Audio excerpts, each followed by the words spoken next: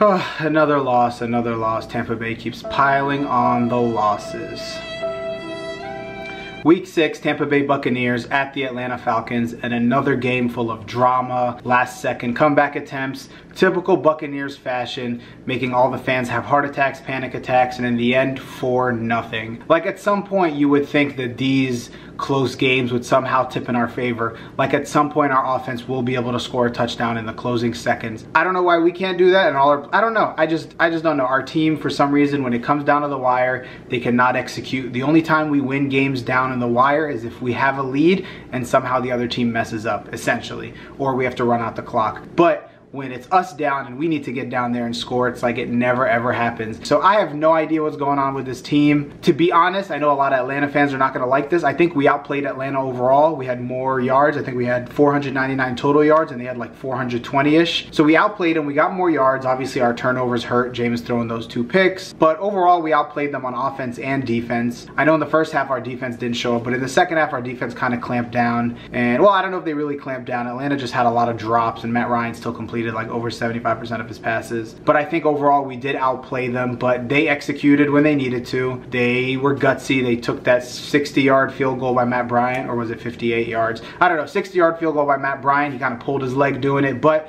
they got it, forced us to get into a touchdown, and unfortunately we couldn't, as you probably know. This is definitely a heartbreaking loss. Had we pulled this one off, I think we would have moved up in second place in the division. The Saints are first place at 4-1 with a 1-1 division record. Carolina's now 3-2 with a 1-1 division record. We are third at 2-3 with a 1-1 division record. The Falcons are 2-4 with a 2-1 division record. They beat Carolina, they beat us. So that might come back to haunt us at the end of the season if we need it for tiebreaker purposes. But we still have 4 division games to go, so I'm going to try to be confident about this, but who knows what will happen. So let me get into my winners and losers. But before I do so, if you are new here, make sure you click the subscribe button down below. I'm trying to get a bunch of Buck Nation in here. It's a Buck life. Let's get involved. Let's start having some conversations about this team and what needs to change. Now let me start off this segment by giving some honorable mentions. I want to give the first one to JPP. He has 5 sacks on the season in 5 games, so 1 a game essentially. And our whole team I think has 9 or 10 sacks, so he's literally the driving force behind our sacks. If he remains at this pace, he is going to have 16 sacks at the end of the season, which is incredible considering we haven't had anybody hit double digits in like a billion years. So honorable mention to him. And I want to give Mike Evans an honorable mention for breaking the record and having the most receiving yards in Buccaneer history. He is at about 5,063 yards past Mark Carrier, so he's officially our leading receiver. And to be honest, I have a feeling when it's all said and done, he is going to finish with over 10,000 receiving yards, maybe closer to 15. I don't know, depends how many more years he's played. He's gotten 1,000 yards every season, and I think him and Deshaun this season are on pace to break like 1,400 yards. So if he remains at that pace, he's easily going to break 10,000 yards, and who knows if we'll ever have a receiver break that much. We usually never have receivers go into second contracts like that. So shout out to Mike Evans. He's literally been the most consistent person over the last 5 years on this team. But going into the winners of the game, I need to go and give the first one to Dirk Cutter or Monken, essentially the whole entire offensive coaching staff, because that last heartbreaking play, the little lateral thing, was creatively put together. I've never seen a play that creative in my life. So I watched the replay a couple of times. As you know, Jameis snapped it, took it straight up. I think he went about 10-12 yards and he threw it back, obviously hit the ground. Adam Humphries picked it up, bobbled it, lost it. Mike Evans saved it, threw it to Deshaun, and Deshaun just couldn't hold it in. So when I watched it a few different times, I looked at the play structure and it was definitely planned to work that way. Adam Humphries was on the right side of the line, so when Jameis took off, he kind of swept around Jameis, and when Jameis threw it back, Adam Humphries was supposed to be there to catch it, take off going, and then Deshaun actually waited by the line of scrimmage at the snap. So I think Adam Humphries was supposed to catch it from Jameis, and right as he gets hit, throws it back to Deshaun, and then Deshaun has a wide open lane. Unfortunately, Jameis threw it and it hit the ground. I'm not sure if Adam Humphries wasn't at the right place at the right time or what it was, but he bobbled it. That kind of slowed down Deshaun. When he bobbled it and it hit the ground, you literally see Deshaun literally jumping up and down in anger because he was supposed to get it wide open. Luckily, Mike Evans somehow came up with it, jumped, threw it to Deshaun, and avoided getting tackled. But I think Deshaun, he got excited. It looked like it because like when the ball was coming, he kind of tilted his head up. And I mean, Deshaun, because of his like anger from jumping up and down, I think that got rid of his concentration a little, because when Evans threw it, he was like kind of coming down from his jump. So I think he had a quick turnaround time to react. And then he tried taking off really before he looked the ball in. So the ball hit his hands and he was about to take off, and then it went out of bounds. touchdowns. Creative play design. I don't think I've ever seen a play designed that way, like from a normal play. Like usually that stuff happens on kick returns or maybe punt returns, but I've never seen it happen in that situation where the QB runs it up 10, 12 yards, throws it back, and then they literally have levels of receivers. Now, interestingly enough, if Deshaun had caught that and took off, he was about, I want to say, 7, 8 yards from the end zone, and there was a couple defenders who started taking off running. It would have been super close. I think Deshaun would have had to dive and stretch out. I don't think Deshaun would have had to try juking or anything because that would have ruined it, but it would have been interesting. I kind of wish it worked out so we can see if he was able to get it, because if he pulled that play off, that would have been one of the greatest play calls in literally NFL history. Second winner of the game, Jameis Winston. I want to give it to him. Although he threw 2 picks, he threw 4 touchdowns, 395 yards, and about 73% completion percentage. As much as the picks hurt, I can't really knock a guy who got us 4 touchdowns and put us in a position to win the game. And again, he drove us down the field multiple times. We have to settle for a field goal, and I don't really blame him for that. It's his first full game back. He looked pretty good. The first pick was definitely his fault. He overthrew Deshaun Jackson. He could have avoided the second pick by throwing a little bit higher to Chris Godwin, but again, you know, you can't, I don't know. Can you fault him for that a little bit? But it hit the defender's helmet, bounced up in the air, and literally felt like it stood there for 3 minutes. Came down, there was like 6 Falcons there. So, you know, it is what it is. But he brought us back. I think at that point he had 1 touchdown and 2 picks.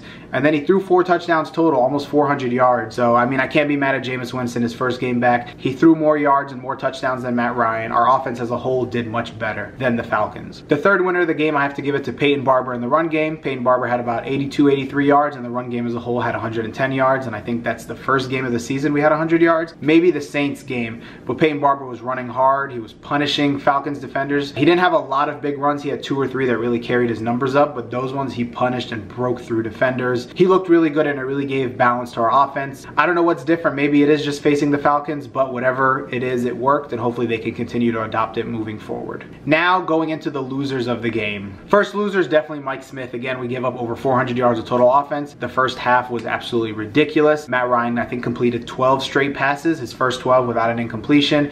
Receivers were running wide open. I don't know what was going on. Again, communication seems to be an issue, and again, this is the 3rd year of the offense. How can communication be an issue? I don't think it's the players. At some point you think the players would pick it up. I just think Mike Smith confuses them. I don't know. But in the second half, he did turn it around. Although he was blitzing more and it seemed to work, a lot of it wasn't on the defense.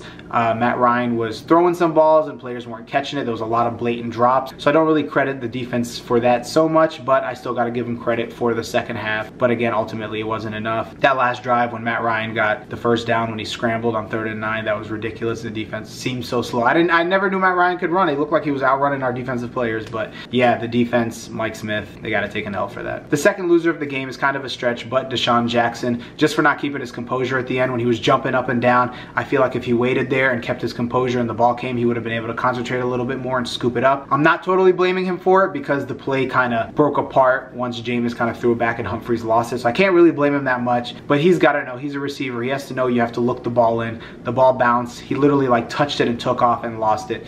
Maybe had he stayed in place and kind of lost it, he would have been able to bobble it, pick it up, and then who knows, he wouldn't have gotten a touchdown, but maybe he could have lateraled it to someone else. It is, you know, it is what it is. So I can't really blame Deshaun so much, but I feel like if he kept his concentration just a little bit more, it would have worked out. But overall, you know, I love Deshaun. I think he's a great addition to the team and a great asset. I'm not mad at Deshaun. Can't ever be mad at Deshaun, and I'm so happy he's on the team. So don't really take it as a knock on Deshaun Jackson. And then the third loser of the game, I haven't talked about him a lot, but Catanzaro, our kicker. He missed that extra point. And again, I know extra points aren't automatic anymore, but he's got to make that. If he makes that extra point, the entire game is changed. If he makes the extra point, we don't go for 2 later in the game, and then we end up being down 3 scores. We would have been tied, and then the Falcons, when they kicked that like 58-yard field goal, they would have been up 3, and then we would have had a chance to tie the game at the end. As you know, we did get in field goal range at the end. We were at the 21-yard line with 12 seconds left. Jameis threw away the first ball, but if we only needed a field goal, we could have ran it up the gut, centered it, and then spiked it or something,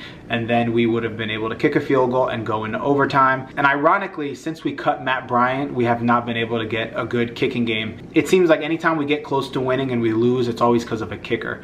So I don't know what we got to do to find a new kicker. I don't know why it's so hard to find kickers. Whatever it is, they have to figure it out. If they have to bring a kicker from overseas who plays soccer or something, do what you got to do, because it's been so many times that we've lost opportunities to win or tie games at the end of the game. Last year at home against the Falcons, we had an opportunity to tie the game and we missed the last second field goal and the Falcons won. So, you know, it happens all the time to us and it sucks. So prediction for the next game, we are playing at home against the Cleveland Browns, and I may be in the minority, but I am worried about that game. This seems like the perfect game where we underestimate our opponent and they come in and beat us, and then we're wondering how we lost to a team that we shouldn't have lost to. Baker Mayfield has been playing pretty well, I want to say. He's not been playing the best, but he's been inspiring the team and they've been rallying around him. The defense looks pretty good. They've been solid. They've given a lot of teams a struggle, so I'm very, very worried about this. I think at home our offense will be able to show out, but our defense, I mean, I don't know. It's a tough game. I still think we're going to be able to pull it off and win it. I don't think it's going to be a high-scoring game. I think it's kind of going to be like the Saints-Browns game where it was just a super low-scoring, close game. Hopefully we do pull it off because we need that win. We need to be able to get 3-3 and kind of have some positive momentum because the schedule doesn't get too much easier after that. So hopefully we'll be able to beat Cleveland, and yeah, that is my kind of reaction and prediction for next week. If you are new here, make sure you subscribe once again. Thumbs up this video. Let's get some comments going. Buck Nation, get up in here. I know a lot of y'all on YouTube looking at Bucs videos, so make sure you leave some comments. Let me know that you're a Bucs fan at least, so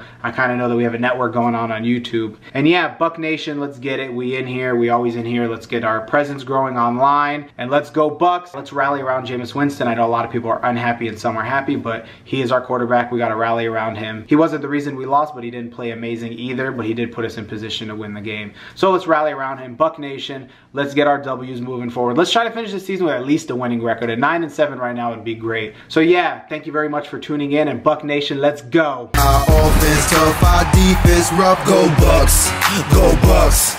Ain't no other team stopping us. Go Bucs, go Bucs.